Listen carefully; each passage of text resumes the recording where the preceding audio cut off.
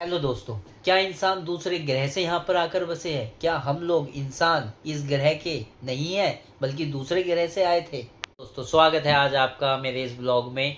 आज का ब्लॉग इस बारे में है कि इंसान सच में इस ग्रह के हैं या दूसरे ग्रह से यहाँ पर आकर बसे हैं। काफ़ी टाइम पहले जब मैं स्कूल में था तो मैंने एक आर्टिकल पढ़ा था। साइंटिस्टों ने इस बात पर शोध किया था। थ्योरी थी एक, ये केवल उसके आगे इस पर काम हुआ या नहीं हुआ उसके बारे में तो नहीं पता। इसका कोई पुख्ता प्रूफ तो नहीं है, पर ये एक थ्योरी मात्र थी साइंटिस्टों की।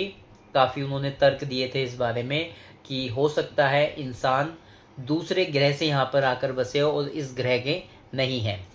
इस बारे में उन्होंने कुछ थ्योरी इस तरह से पेश की थी कि हो सकता है, संभावना है कि जिस तरह से अब मंगल ग्रह पर जीवन होने के सबूत धीरे धीरे मिल रहे हैं, तो वहाँ पर एक समृद्ध सभ्यता रही होगी जिसने काफ़ी प्रगति करी और उस ग्रह का इतना दोहन करा, इतने खनिज उसमें से निकाले कि धीरे धीरे वो मंगल ग्रह मरणासन अवस्था में पहुंच गया और ख़राब होने लगा।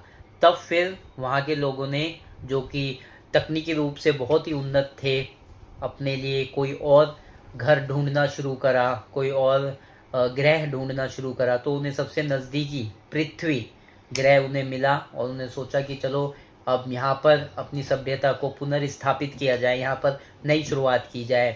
तो पर उनके सामने बड़ी समस्या ये थी कि यहाँ पर बहुत बड़े बड़े जीव थे, डायनासोर थे, उनके साथ रह के तो गुजारा चल नहीं सकता था। तो उन्होंने, जैसे अभी होते हैं परमाणु बम, बहुत शक्तिशाली बम उनके पास थे, वो उन्होंने मारे।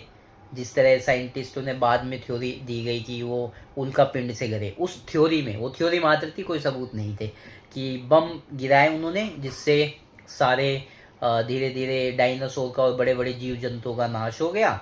और उसके बाद कई साल, 100 साल, 200 साल और चलते रहे। जब उसके बाद मंगल ग्रह और भी ज़्यादा उसमें पहुंच गया मरणासन अवस्था में, मतलब ख़त्म होने लगा धीरे धीरे ग्रह, फिर उन्होंने अपने कुछ स्पेसशिप वगैरह यहाँ पर भेजे और यहाँ पर अपने जो वहाँ पे सभ्यता थी उसको यहाँ पर विकसित होना करना शुरू कर दिया।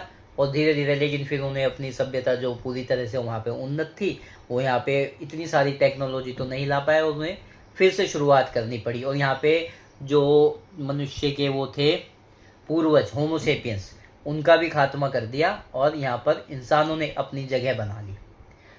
उसके लिए उन्होंने उस शोध में तर्क दिए कि मनुष्य इस पृथ्वी पर रहने के लिए इतना सबल नहीं है। उसमें बुद्धि तो बहुत है लेकिन शारीरिक रूप से इतना सबल नहीं है। ना ही तो उसकी त्वचा इतनी स्ट्रांग है कि वो सभी मौसमों को झेल पाए। उसके लिए अपने आप को, उसको हर मौसम में कुछ ना कुछ कवर करके रखना पड़ता है।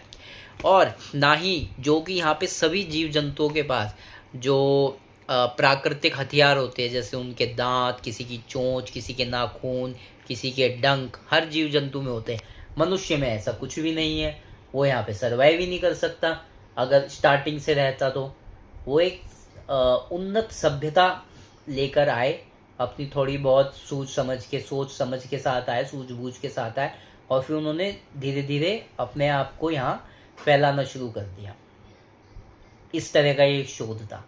हालांकि कई विसंगतियां हैं इस शोध में, ऐसा तो लगता नहीं पूर्ण रूप से सत्य होगा, परंतु ये केवल एक शोध था, एक थ्योरी थी जो मुझे लगा कि आप लोगों के साथ चलो शेयर की जाए। इंटरेस्टिंग था बड़ा ये। और एक तो स्किन हो गई, इतनी स्ट्रांग नहीं होती इंसान की स्किन कि हर मौसम की मार झेल पाए या जीव जंतुओं के साथ compete कर पाए अच्छी तरह। तो और ना ही हमारे दांत होते हैं, ना हमारे प्राकृतिक रूप से कोई हथियार मिला है। हमें कुछ ना कुछ हर चीज़ के लिए बनाना पड़ता है। अब धीरे धीरे मनुष्य ने इस ग्रह को भी इतना दोहन किया, खनिज निकाले इतने, और ऐसा कब्जा कर लिया, बाकी सभी जीव जंतु, कई प्रजातियां विलुप्त हो गई। अब धीरे धीरे इस ग्रह का भी अंत करना मानव ने एक तरह से शुरू कर दिया। देखते हैं कितने और 100 सालों तक ये ग्रह चल पाएगा। क्या मनुष्य फिर इसके बाद कोई और तीसरा ग्रह ढूंढने जाएगा जहाँ पर अपनी सभ्यता का नए सिरे से विकास कर सके, या यहीं पर अंत हो जाएगा? देखते हैं क्या रहता। हम लोग तो नहीं देख पाएंगे, पर मानव सभ्यता जरूर इस बात को देखेगी कि आधुनिकता की दौड़ में किस तरह हम इस ग्रह को और ख़राब करते जा रहे हैं दिनों दिन। जंगलों का कटना और खनिजों का निकालना, अंदर से भी ग्रह को ख़राब कर रहे हैं, ऊपर से भी ख़राब कर रहे हैं, प्रदूषण हर तरह से। देखते हैं इस ग्रह का क्या हाल करता है। हम तो नहीं देख पाएंगे, मानवता ज़रूर देखेगी।